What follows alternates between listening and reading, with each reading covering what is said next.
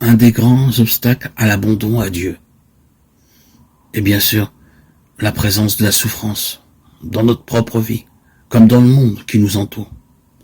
Même pour ceux qui s'abandonnent à Dieu,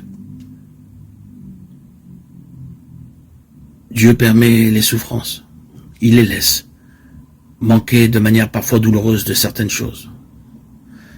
Dans quelle pauvreté n'a pas vécu la famille de la petite Bernadette de Lourdes? N'est-ce pas vain démenti de la parole de l'Évangile? Non, que le Seigneur peut nous laisser manquer de certaines choses, jugées parfois indispensables aux yeux du monde. Mais il ne nous laissera jamais privés de l'essentiel, de sa présence, de sa paix, et de tout ce qui est nécessaire pour la pleine réalisation de notre vie selon ses projets sur nous. S'il permet des souffrances, notre force alors, c'est de croire, comme le dit Thérèse de Lisieux, que Dieu ne permet pas de souffrances inutiles. Dans le domaine de notre vie personnelle, comme dans celui de l'histoire du monde, nous devons être convaincus, si nous voulons aller jusqu'au bout de notre foi chrétienne, que Dieu est assez bon et assez puissant pour utiliser tout mal, quel qu'il soit, toute souffrance, aussi absurde et inutile paraisse-t-elle, en notre faveur. Nous ne pouvons avoir de cela aucune certitude mathématique ou philosophique. Ce ne peut être qu'un acte de foi. Mais c'est précisément à cet acte de foi que nous invite la proclamation de la résurrection de Jésus, comprise et accueillie comme la victoire définitive de Dieu sur le mal. Le mal est un mystère, un scandale, et le restera toujours. Il faut faire ce qui est possible pour l'éliminer, pour soulager la souffrance. Mais il reste toujours présent dans notre histoire personnelle et dans celle du monde. Sa place dans l'économie de la rédemption relève de la sagesse de Dieu, qui n'est pas la sagesse des hommes.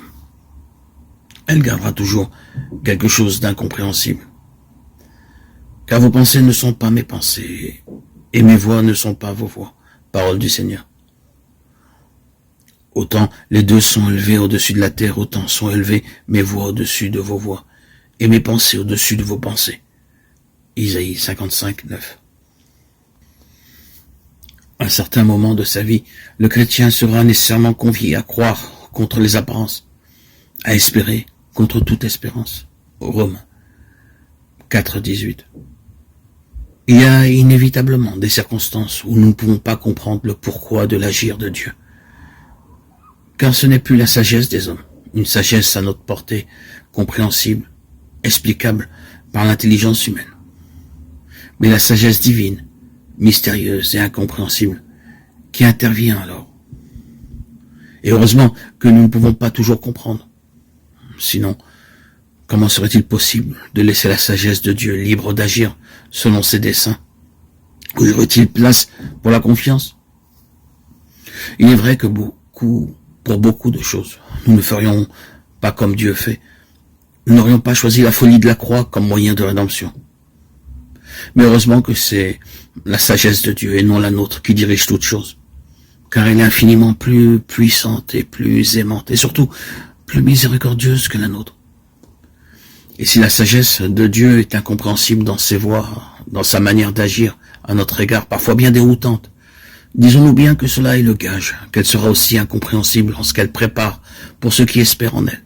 Ce qu'elle prépare dépasse infiniment en gloire et beauté ce que nous pouvons imaginer ou concevoir. Nous annonçons ce que l'œil n'a pas vu et que l'oreille n'a pas entendu, ce qui n'est pas monté au cœur de l'homme, tout ce que Dieu a préparé pour ceux qui l'aiment. 1 Corinthiens 2, 9.